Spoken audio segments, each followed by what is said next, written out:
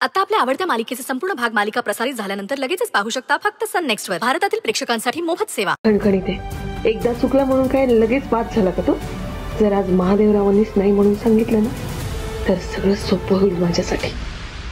धनंजयराव, म्हणजे मला तुमच्या संकट बोलून माझं वजन हलकं झालंय बघा। माझ्या लेकीचा सुंदरीचा भूतकाळ माहित असताना तिला तिच्या लेकी सकट स्वीकारलं का नाही? लय उपकार केले बघा तुम्ही, लय लय आभार तुमचे। मामा प्लीज तुम्ही असं करू नका। अहो मी काही उपकार वगैरे केले नाहीये। मी सुंदरीवरती खरंच खूप प्रेम करतो। अहो मध्यंतरी माझ्यावरती जे काही आरोप वगैरे झाले होते त्यावेळेला माझ्यासोबत फक्त एकच व्यक्ती उभी होती, ती म्हणजे सुंदरी।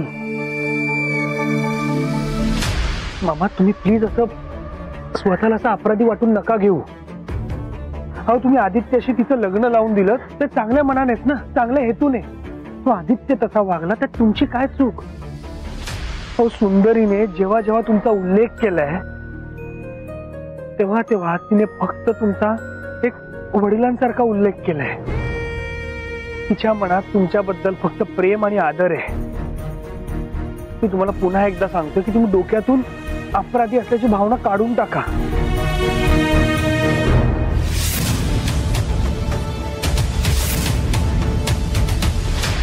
मामा खरंच सांगतो, मी सुंदरीची खूप काळजी घे। आणि काय? आणि मामा मी तुम्हाला खोटं खोटं काही सांगणार नाही सांगणार तुम्हाला की मी सुंदरीवरती कधीच संकट येऊ देणार नाही म्हणून। मामा हो आमचं फील्डच तसं, आमची कामच तशी आहेत। पण एक नक्कीच सांगू शकतो की सुंदरीवरती जर कधी संकट आलंच तर तिचा हात धरून सामोरं जाईल आणि त्याहून जास्त तिची ढाल म्हणून उभा राहील। आणि हा शब्द आहे माझा।